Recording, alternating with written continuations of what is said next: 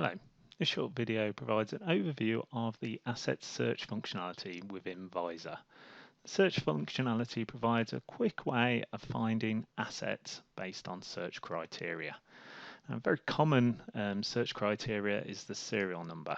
So we can just simply go into the search area and enter the serial number, and it'll bring up the asset matching that serial number. It's also possible from here to see all the assets which have been allocated to a particular employee or user. So we can just enter in the particular employee's name and see a list of assets allocated to that employee. From here we can also see where our assets are located.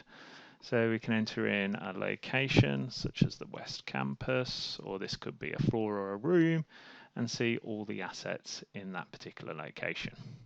In the default summary list, we can see the asset type, the status of the asset, who the asset is allocated to, the location, the asset tag, and when the asset was purchased.